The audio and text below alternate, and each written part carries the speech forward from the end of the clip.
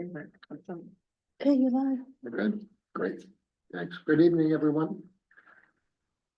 This means I'm choking on. This is the Business Economic Development Committee. Today's Monday, May 5th. It is 6:37. Committee members include Councilor Fish, Councilor Haas, Councilor Leonard, Councilor Mallard, and myself, Chair of the Economic Development Committee, Councilor Fournier. Also joined by Councilor Beck.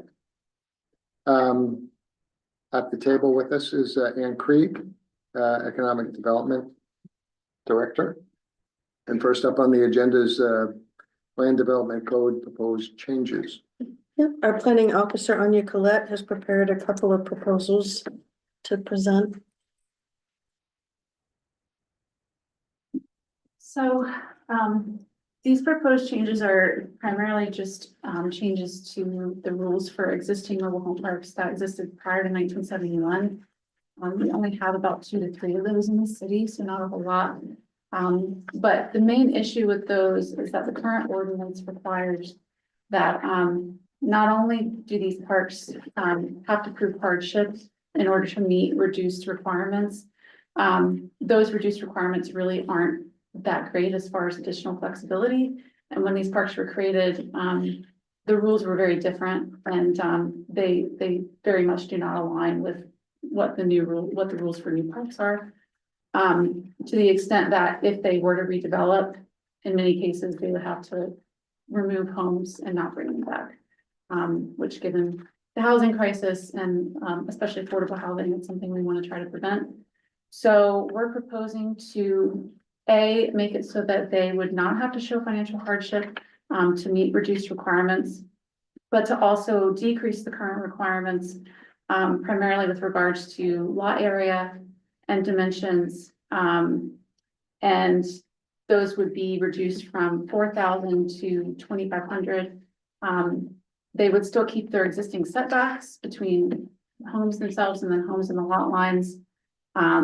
They would also have standards on lot coverage, the amount that the building takes up on the lot. They would have standards on impervious surface area. So there's things that would control how much of the lot the home could take up. But this reduction in lot area and lot and width requirements would really give them that flexibility that's needed. However, we do propose that where if by chance there is an individual septic system on each lot, that we keep the minimum requirement of 20,000 square feet to make sure they have enough room for treatment. Also proposing that they provide a site evaluator's report if there's a shared septic system to show that it's still functioning adequately, and also that any shared water supply system has to meet our current standards. And then the additional changes that I had proposed in the language was really just to provide clarity where there's not a lot of clarity currently in the ordinance as far as roads and landscaping and things like that. So. Thank you. I just want to say we've been joined with Councilor Chair Pelletier as well. Questions, comments?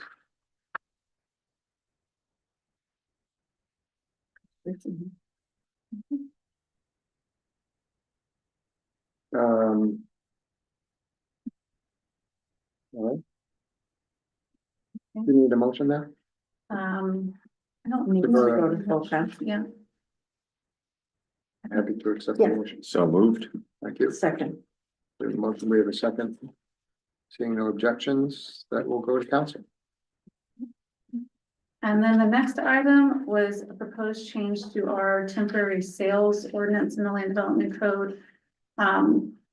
Currently, that ordinance limits temporary sales of food and merchandise to 5 vendors per lot in the waterfront development district, and then 10 in the whole district. And then it also limits the square footage, the total square footage for all vendors on the lot to 1,000 square feet, which poses a problem for our vendors currently at the waterfront, since they're estimated to take up about 450 square feet per vendor. Additionally, there's already a policy in place for vendors at the waterfront that puts controls on those uses. So what we're proposing is that we remove those limits and just really leave it up to the waterfront policy that we have. So, and there is interest in bringing in additional food trucks to the waterfront, which would be beneficial for that park. So. Great. Questions, comments?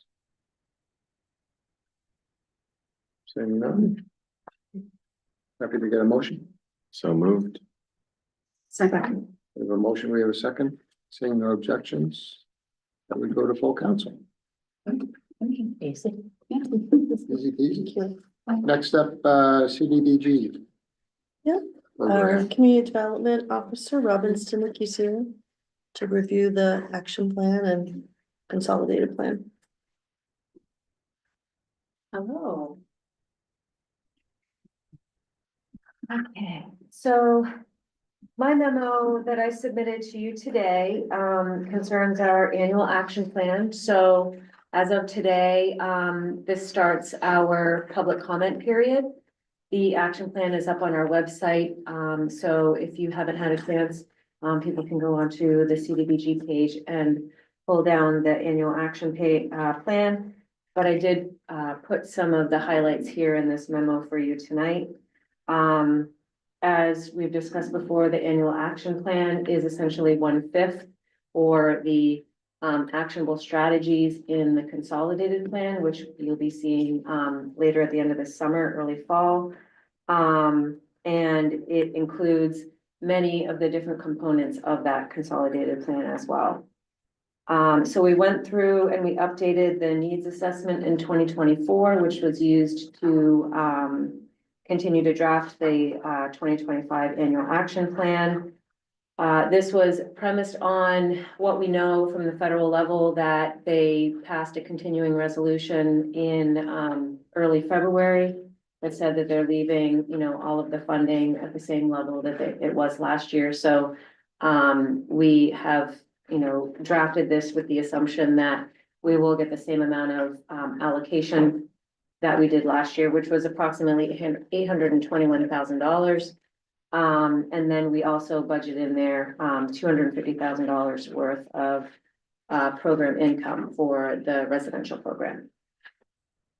So we were able to do that needs assessment update. And then our public engagement process, we learned pretty much that things that we already knew, that, affordable housing, that healthcare and homelessness were the salient issues in the community.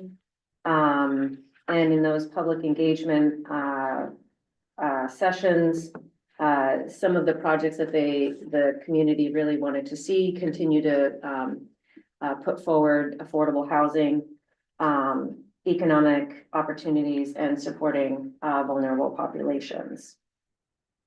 We did also include a little bit of data regarding our public engagement, just so you can kind of see like what our process was.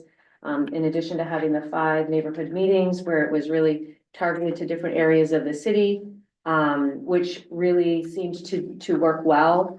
And then we also did a large one community-wide in early November at the Cross Insurance Center. So we did very similar like ranked exercises to find out what those salient issues are of the community. And so we've put some of that data for you here in the memo. And more of that is going to be available with the consolidated plan in more detail as well. So for the available resources, like I mentioned, we expect to get between 815 to 820,000. At the end of June, we should get that number, on the nose, so that we can plug that into the action plan before we submit that. And based on that, the funding allocations that I've placed in this memo include those new funds. But we also make mention of the funds that we still have on hand from ongoing projects over the last couple of years that are essentially encumbered for those ongoing projects. So we've put forward this budget into sort of these high level buckets. Some of those projects are not identified yet, but those are the types of projects that are typically undertaken by the city. And this entire plan will be available for public comment for 30 days. Within that 30-day period, we come back to you at BED for a formal hearing. So that people have the chance and opportunity to verbally, make comment on that, and then it will go to council for a similar public comment period, and then it will be approved at that time. So, is there any questions that anyone has regarding what I've submitted to you? Councilor Fish? With the breakout, there was only one person or one inquiry, naming childcare access is concern. Is that how we do that, right? One dot. Yeah. Interesting, isn't it? Very interesting. Yeah. So that tells me we're missing reaching a large group of people to contribute their answers and their input. It could be. It could be.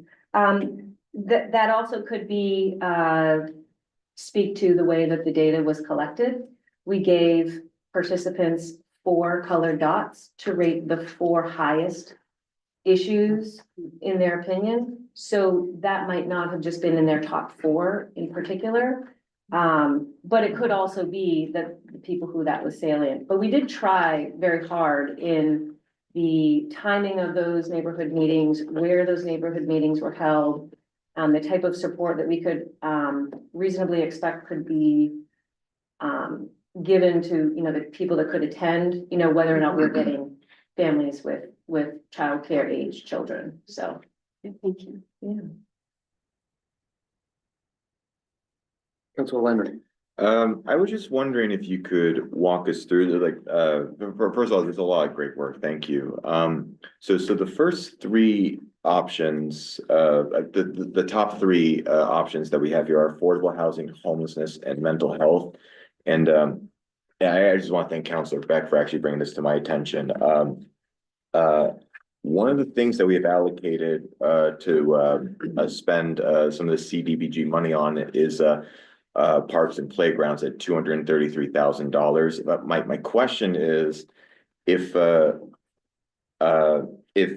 citizens are pretty aware that those are our top 3 priorities for spending CDBG money, how does spending this amount of money on parks and playgrounds contribute to those concerns that citizens have? And then I'm just trying to understand. Sure. Yeah. That is a good question. This line item budget does not speak directly to that need and those concerns by the city. Indirectly, park and playground equipment and making those areas safer can contribute to overall neighborhood improvements that can have an effect on, housing availability, desire to live in certain neighborhoods, and also people that already live in those neighborhoods having those improved facilities. But it does not directly speak to those.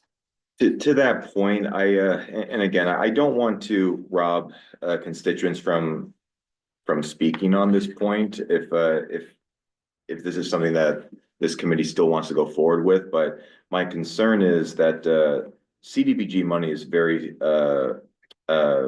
it allows us to use this money as an opportunity to fight this crisis that is the housing crisis in the city. And I just we all want great parks and playgrounds. I understand that. I'm not being sold that this is probably the best use of our money for rehabilitations. If the parks and playgrounds that this money would be used to are for rehabilitation purposes or constructing new parks, I would rather that if this is a danger, I personally would rather just remove these parks, use this money for actual housing or mental health services or or combating homelessness. And I would want to shift this to the right as a priority in the future. But right now, I personally, I'm just not being sold on this. So, the one thing that's not in our budget, represented here is, the home ownership initiatives that we've been doing is not, well represented in this budget. But to your point about mental health services, that does speak to the public service, funding cap that HUD imposes on us. So between the budget line item number 3 and 4 for homeless services and public services, that the total of that is just about at our public services cap. So that's where you'll see that represented, is anything that could be construed as a mental health service or mental health adjacent service would be included in those lines.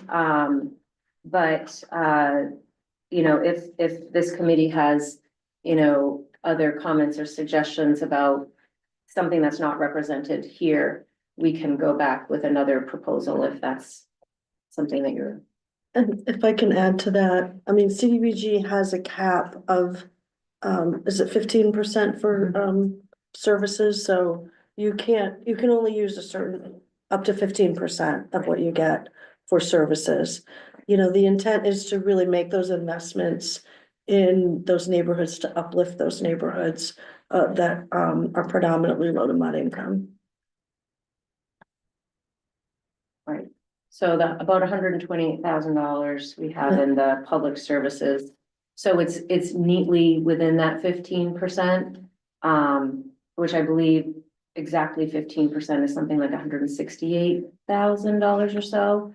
But we do use some of that money to fund the Bangor Community Action Team, and then the remainder of that is for the nonprofits that we've supported in the past. So. Any other questions? Councilor Beck. Sure, I mean, my concern was just, it's the number 2 expense, parks and playgrounds versus, you know, what our stated priorities are. And the other problem, I guess, in this, and I don't know if this is a question for you, or if it's a question for the city manager, but I'm trying to find out how we got to that number. Cause I'm looking through the master plan for Parks and Rec, and it talks about where to get the money for these things, and it doesn't come up to 233,000. You know, that just seems like such a big number, and it doesn't align with our master plan. And I guess I wish I knew more about where this came from and why we're deviating from this Parks and Rec master plan, because, you know, to me, this tells me that if we decided not to use CDBG money, we would still go forward with that project. I mean, it's our master plan. Whereas, you know, to me, CDBG money and, you know, it's for things that you normally wouldn't do. Like, this makes new things possible. Like, for example, we didn't have CDBG money, we wouldn't do down payment assistance. I'm sure we wouldn't. We wouldn't put that in our budget, those kind of things. So I wish I knew more about where the 233 came from, how it aligns with our, you know, master plan, to kind of reconcile their differences. Because that just, to me, that takes away from other things we could do with that money that lifts our city up. And I'm definitely pro playground. I have 3 kids, but CDBG money for that, when it was not a high priority, it just trying to reconcile that in my mind.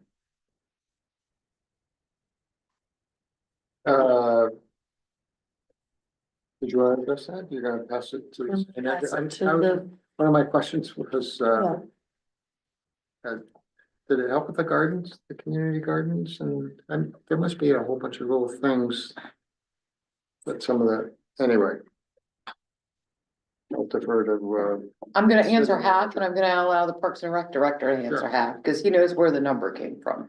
Historically, we have always used a decent portion of our annual CDBG allotment for what we call public infrastructure investments. So we have not replaced playground equipment. I think, are we at 15 or 18 years now from the first time we did it with CDBG funds? Yes.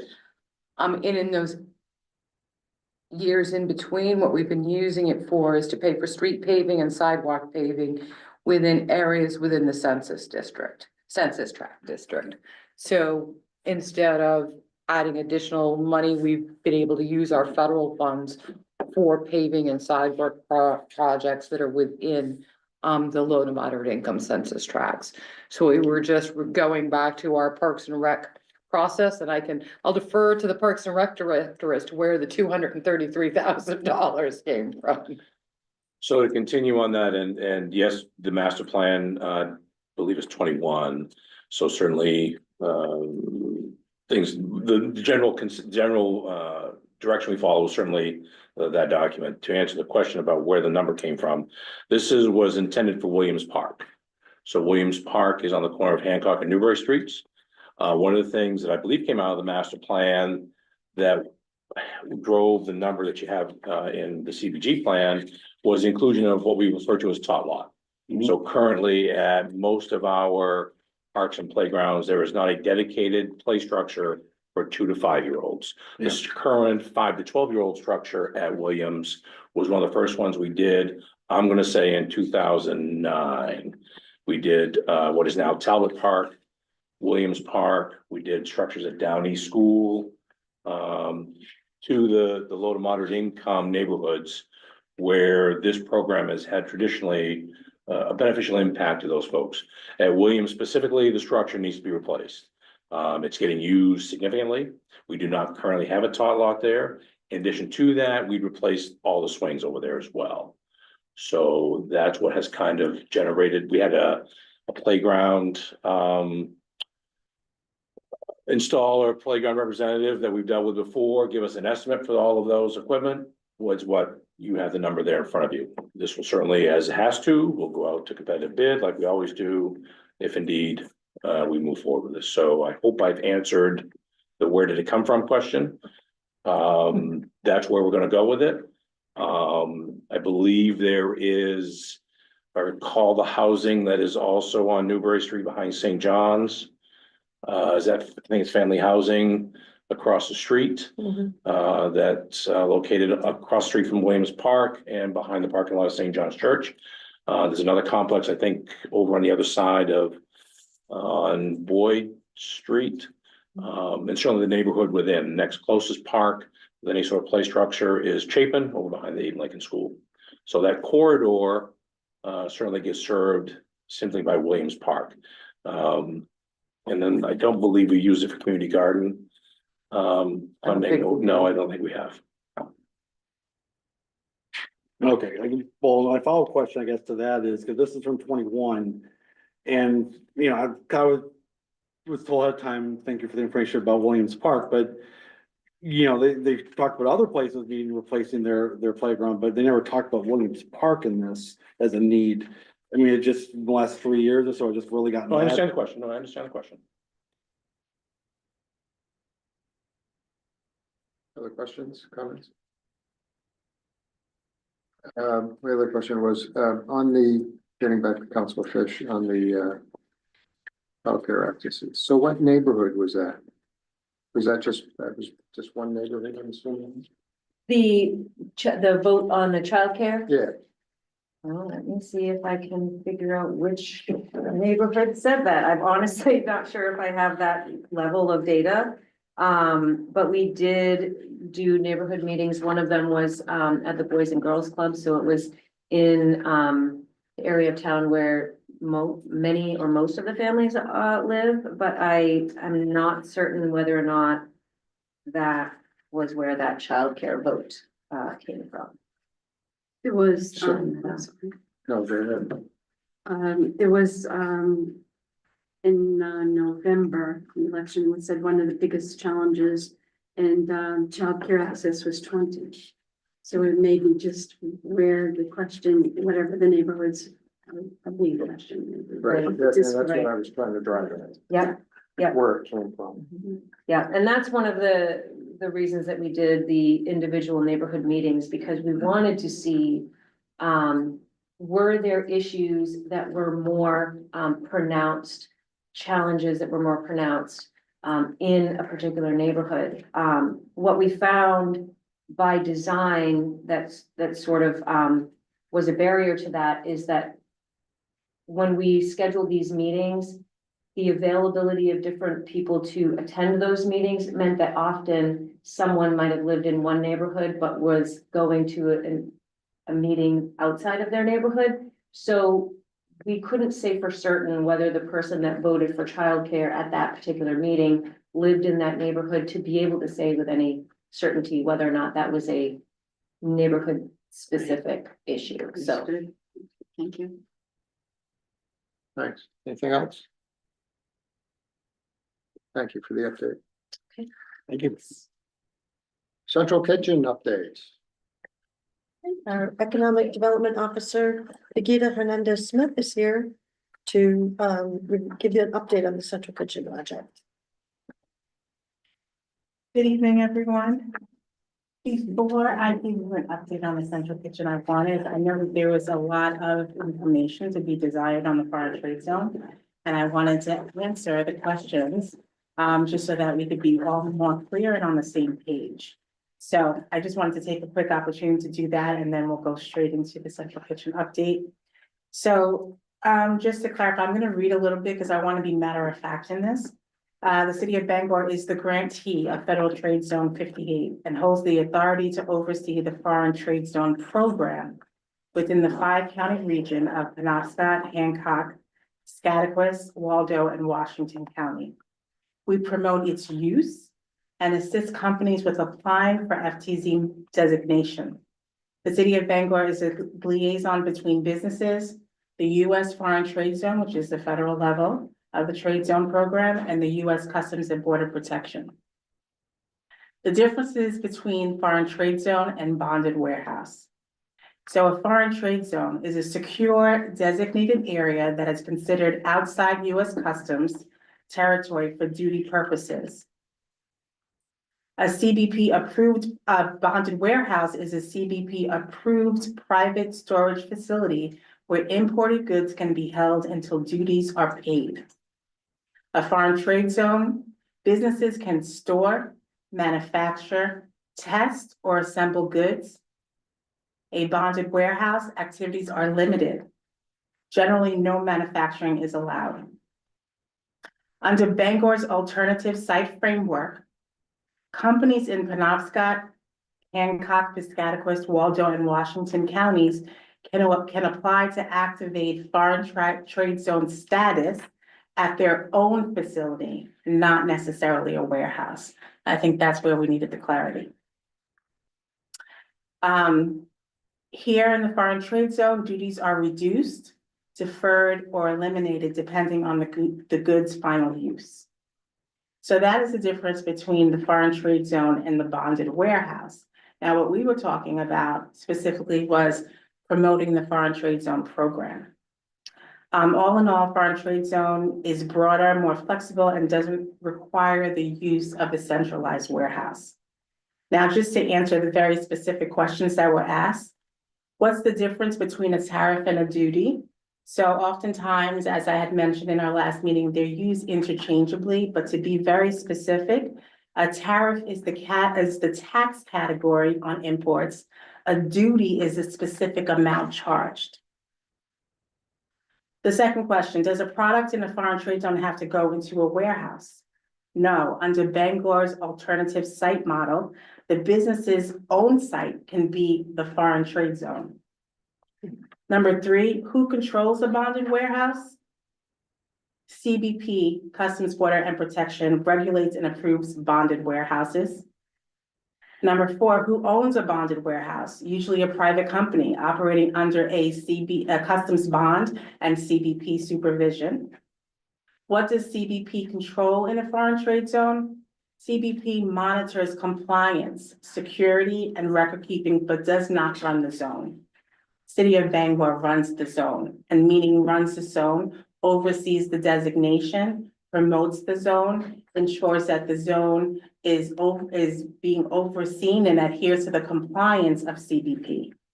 And who handles import and export paperwork? The business using the foreign trade zone The city helps facilitate this process and ensures that all of these documents are submitted timely, but it is the responsibility of the business working with the Foreign Trade Zone, federal level and the CBP. So I just wanted to make sure that we were all on the same page and We are clear. on the same page. Yeah. That's great. Okay, wonderful. Yeah, because I was really messed up. Okay, good, good. Okay, Good. That helps out a any lot. questions? You answered them all. Will you send that to us? Absolutely, absolutely. Okay, so now moving on to the central kitchen update. So in our last meeting about the central kitchen, that was back in January. And we talked about pivoting and changing the scope a little bit because we found out that the building, to redevelop the building, it would cost us an additional 1.5 million. It brought us over budget significantly, and we wanted to take a keener look. Paul Designs, our architect, recommended us purchasing a prefabricated metal building, of which in this meeting, we all, it was approved that we would do that, but then it raised the question of, wait a second, do we need to keep this at 50 Cleveland, or could we potentially bring it closer to the airport? So with that, I want to introduce Francis Robbins, our Assistant Airport Director. He's going to talk a little bit about why we decided, because ultimately we decided that Cleveland was the best place, but I want to hand it over to Francis to talk a little bit about that exploration and our efforts around that. Thank you, Brigitte. So I am Francis Robbins, Assistant Airport Director. As this project was brought to us, the litmus test that we used is how would bringing it closer to the airport be a better option, not necessarily whether or not it was an ideal fit. So the question of would it be better was a couple things that brought into consideration. The first is the travel distance, the cost of deployment. Would there be future growth potential? And it also needed to take into consideration time of delivery, as well as what operational impact it would have on the airport, or would the airport have on the community kitchen. So the things that we evaluated and looked at is all of the properties on the airport that were not currently leased, compared to infrastructure levels that existed and future use cases. What we found is that bringing it that little bit closer to the airport didn't have a significant impact to improve the bid of what it would give to the commercial kitchen, in that facilities need to either be directly abutted, or you still have the same transportation costs. You have to load up the truck and move it, whether it's 0.5 or 50 miles. It's just the amount of gas to get there. And so using all of those criteria alongside the airport master plan, it was determined that 50 Cleveland would have the best features for both cost of delivery, time of delivery, and overall impact to the project. And still 50 Cleveland, very close to the airport. Strategic use of city property. That was one thing that was really important last year. And so it'll allow us to use our property as well as contribute to an already bustling business enterprise park. And so we thought that that would be a good complement. We have healthcare in the vicinity, and we have education. And we're going to have a business operations and multiple business operations. We also thought of it being very close to UMA. So just with the students being part of, you know, it's a built-in customer base, and students would be able to come over and learn and kind of have that communal experience with us. So we are asking that you approve 50 Cleveland as the place where we will build our prefabricated building and move forward with this project. Thank you. And thank you, Francis. Welcome to the city of Bangor. Welcome to the airport. That's great. Do we need a motion to move forward? I don't think we need a formal motion, but we just want to make Just an sure update? as we move forward that Any we're questions? doing what you want. Everyone feel comfortable with 50 Cleveland? We're good. Thank you so much. Thank you. Thank you. Any other items before we go into executive session? Don't have anything else? You don't, nothing? Nothing. Really? You happy to go and have someone make a motion? I move we're going to executive session 1 MRSA section 4056C, disposition of real property or economic development. Second, Motion, we have a second. Let's do a roll call vote. Counselor Fish, Yes. Counselor Hawes. Yes. Counselor Leonard, yes. Counselor Mauer. Yes. And I will be a yes, and we are in executive session.